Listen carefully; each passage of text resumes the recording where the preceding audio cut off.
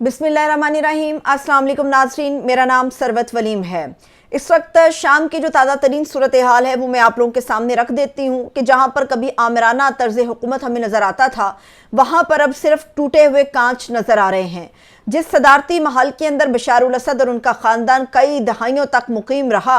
उस सदारती महल की हालत आज किसी खंडर से ज़्यादा कुछ नहीं है। सबसे बड़ा सवाल यह है कि बशारुल असद कहाँ गया। दुनिया इस खोज में लगी है, मगर रूस में मॉस्को का जो नेशनल टेलीविज़न है उसने इस बात को रिपोर्ट किया है कि शाम का सदर बशारुल असद इस वक्त मॉस्को के अंदर मौजूद है और रूस की तरफ से उन्हें पनाह दी गई है। लेकिन सवाल यह है कि रूस ने बशारुल असद को ये पनाह क्यों दी है। कौन सी ऐसी खिदमात हैं जो कि बशारुल असद ने रशिया के लिए या रूस के लिए की हैं, वो भी मैं आप लोगों के सामने रखूंगी। मगर सबसे पहले उस सदारती महल की बात करते हैं जहां पर कभी बशारुल असद का ख़ानदान मुकीम था। वहां पर इस वक्त बड़ी तादाद में जंगजू मौजूद हैं। सदारती महल के शीशे टूटे हुए हैं। 24 घंटे जहां पर सिर्फ बत्तियां रहती थी, जागती रोशन रहती थी, वहां पर इस वक्त सदारती महल के अंदर मुकम्मल तौर पे अंधेरा है। वहां पर जगह जगह आपको जंगजू नजर आते हैं और इस अंधेरे की सबसे बड़ी वजह यह है कि इजराइल मुकम्मल तौर पे ऐसा नजर आता है कि जारियत के मूड में है। इजराइल जहां पर गाजा में जारियत कर रहा है, लेबनान में कर रहा है, मगर शाम के अंदर भी वो अपने पंजे गाड़ने के बारे में सोच रहा है। और इस वक्त दमिश्क के जो मज़ाफ़ात हैं उनके ऊपर इजराइल की तरफ से मुसलसल बमबारी की जा रही है। इजराइल ये सब कुछ इसलिए कर रहा है क्योंकि शाम और इजराइल के दरमियान एक चीज़ जो उनको डिफरेंट करती है, अलग करती है, या बॉर्डर या सरहद कहलाती है, वो एक ऐसी पर्पल लाइन है जिसको क्रॉस करने की इजाज़त किसी को नहीं है। और जो गोलान की पहाड़ियों का तनाज़ा है इजराइल का, वो भी इन्हीं मामलात को मद्देनज़र रखते हुए किया गया है। गोलान की पहाड़ियों की तरफ भी आएंगे, मगर सबसे पहले तो आपको ये बता दें कि इस वक्त जो सबसे इंपॉर्टेंट स्टेटमेंट है खित्ते में, चूंकि मशरिक़ वस्ता के अंदर एक बड़े पैमाने पर तब्दीली रूनुमा हो रही है, तो ये भी देखना था कि दुनिया इसके ऊपर क्या रिएक्ट करती है। शाम के अंदर जैसे ही बशारुल असद फरार हुआ तो फौरी तौर पे डोनाल्ड ट्रंप, जिन्होंने अभी जनवरी के अंदर बाकायदा तौर पे अपना ओहदा संभालना है, उन्होंने अपना स्टेटमेंट जारी कर दिया शाम और शामी अवाम के हवाले से। मगर एक निहायत ही अहम कॉन्फ्रेंस की गई, या आप खिताब कह लीजिए, जो कि जो बाइडन की तरफ से किया गया वाइट हाउस के अंदर। और ये खिताब जो था ये शाम की सूरत हाल को मद्देनजर रखते हुए किया गया था। अमेरिका जो है वो शाम के मामलात को बड़े गहरी नज़र से इसलिए भी देख रहा है क्योंकि जो वहाँ से एक जंगजू मुसल्लह ग्रुप्स की तरफ से मुज़ाहमत का सिलसिला जारी था वो अभी भी जारी है। और जो बाइडन इंतज़ामिया ये बात कर रही है कि अभी हम देखेंगे अगर तो इक़्तिदार पुरअमन तौर पे सियासी अतराफ़ की तरफ मुंतकिल होता है तो डेफिनेटली जो इंसानी इमदाद की ज़रूरत पड़ेगी वो अमेरिका फराहम करेगा। लेकिन दुनिया के तज्ज़ियाकार इसको इस तरह से भी देख रहे हैं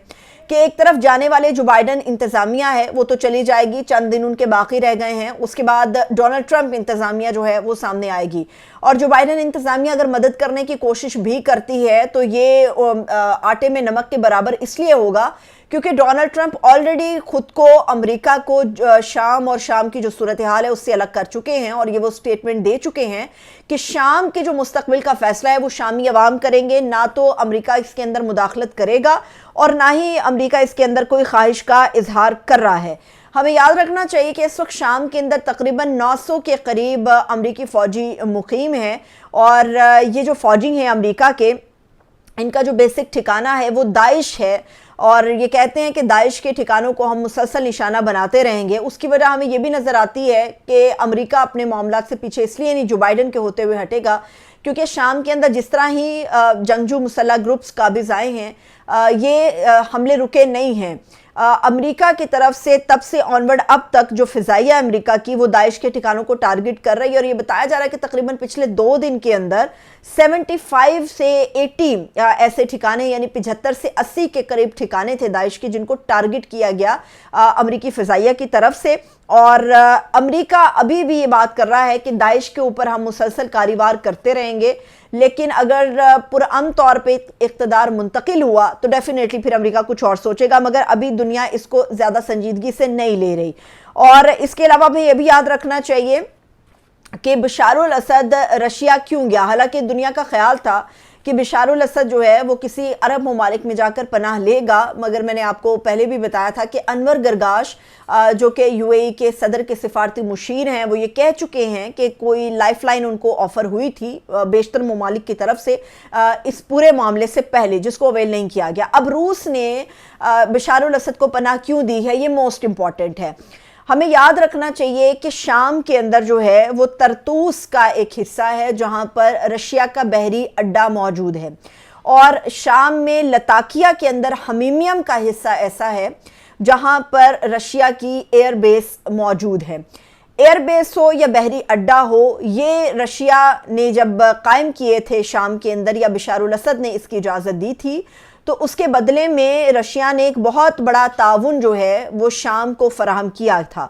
روس جو ہے وہ شام کا ایک بہت ہی مضبوط اور قریبی اتحادی رہا ہے، اسی لیے بشار الاسد کو ماسکو کے اندر انہوں نے پناہ دی ہے۔ یہ بھی یاد رکھنا چاہیے کہ افریقی ممالک کے اندر جو رشیا اپنی افواج کو بھیجتا رہا ہے، فوجیوں کو بھیجتا رہا، جس میں مالی ہے، سوڈان ہے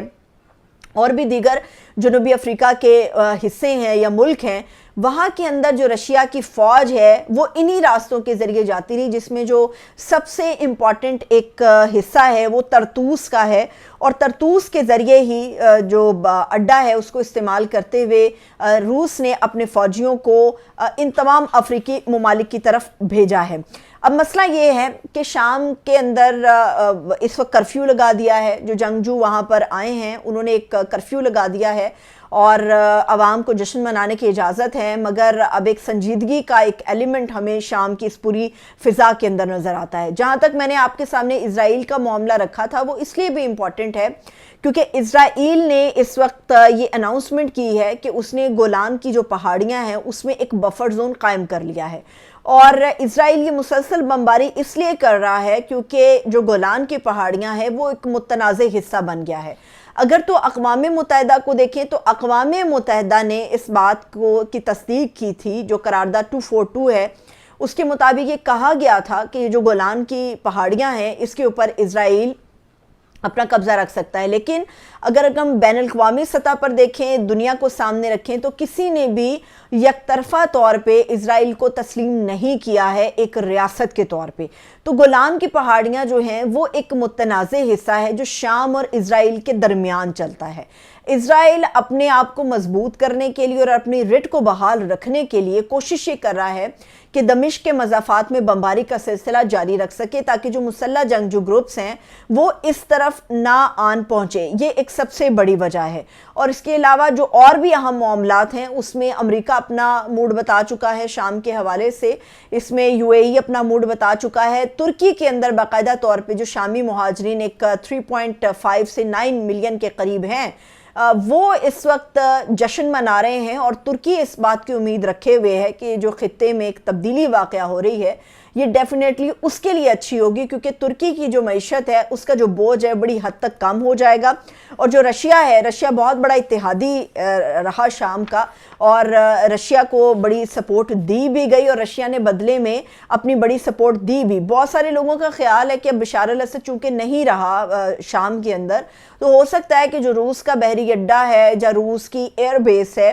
وہ خطرے میں پڑ جائے گی، لیکن رشیا کی طرف سے سرکاری سطح پر یہ اعلانات کیے جا رہے ہیں کہ روس کے بحری اڈے یا پھر ان کی ایئر بیس کو کوئی بھی نقصان پہنچانے کے اثرات نہ تو نظر آ رہے ہیں، نہ ہی ایسے کوئی خدشات نظر آ رہے ہیں، اور وہاں پر جو ان کی افواج موجود ہیں وہ مکمل طور پہ ہائی الرٹ ہے، مگر بار بار یہ بتایا جا رہا ہے کہ رشیا کے اڈے یا ایئر بیسز جو ہیں ان کو کسی قسم کے کوئی خطرات لاحق نہیں ہیں۔ دنیا میں اور خاص طور پہ مشرق وسطیٰ میں ایک بڑی تبدیلی رونما ہوئی ہے